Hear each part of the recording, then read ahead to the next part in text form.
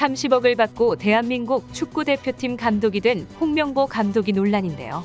저는 저를 버렸습니다. 이제 저는 없습니다. 대한민국 축구밖에 없습니다. 면접까지 본 외국인 감독 후보들은 전부 매우 불쾌하다라는 반응을 보이고 있습니다. 축구협회가 아무런 예고와 사전 통보도 없이 돌연 홍명보 선임을 발표하며 사실상 노쇼를 한 것이나 다름이 없기 때문인데요.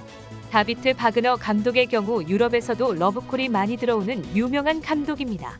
바그너 감독은 면접에서 대한민국 축구 국가대표팀이 3차 예선에서 상대할 중동 국가들을 어떻게 상대해야 하는지에 대한 전략, 전술, 플랜 그리고 대표팀의 운영과 훈련 등 PPT 50장 분량을 제시하며 엄청난 적극성을 보여줬으나 이임생 기술위원장은 이런 바그너 감독에게 연락조차 하지 않고 기자회견을 진행했습니다.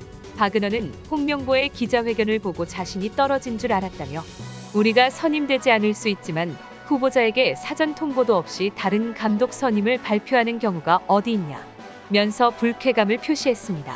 이러한 유례없는 비상식적인 태도에 전 세계적으로 망신과 비판을 듣고 있습니다.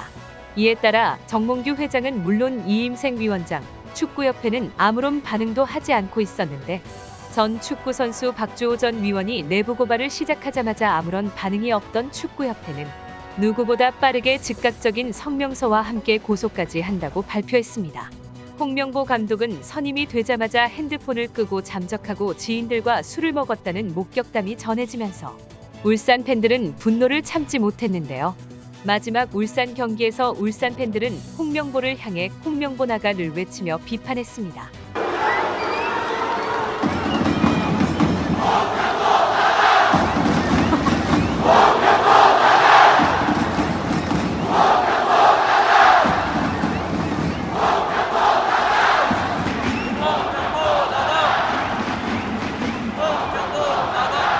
이후 인터뷰 자리에서 협회에 대해 비판을 한 홍명보 감독이 태세 전환을 해 국가대표 감독직을 수락한 이유에 대해 직접 말했는데요. 본인 인생에서 가장 큰 어려운 시기가 2014년 월드컵이 끝난 뒤였다. 굉장히 힘든 상황이었고 2014년 이후로 10년이 조금 넘었다.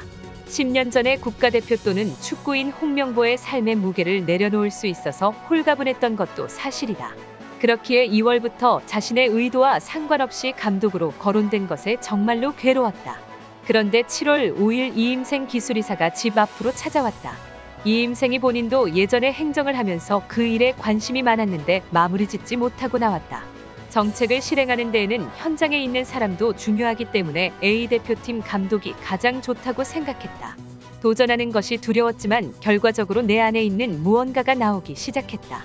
축구 인생에서 마지막 도전이 될 수 있지만 반대로 다시 한번 도전하고 싶다는 강한 승부욕이 생긴 것도 사실이다. 나를 지켜야 하기 때문에 밤새도록 고민했지만 결과적으로 나를 버리지 않으면 안 된다고 생각했다. 난 나를 버렸다. 이젠 나는 없다. 대한민국 축구밖에 없다. 라며 이유를 밝혔습니다. 하지만 왜 국대 감독직을 수락했는지 가장 중요한 질문에서 두서없이 횡설수설하는 바람에 인터뷰를 듣는 대부분의 사람들은 무슨 말을 하는지 모르겠다며 의아해했는데요.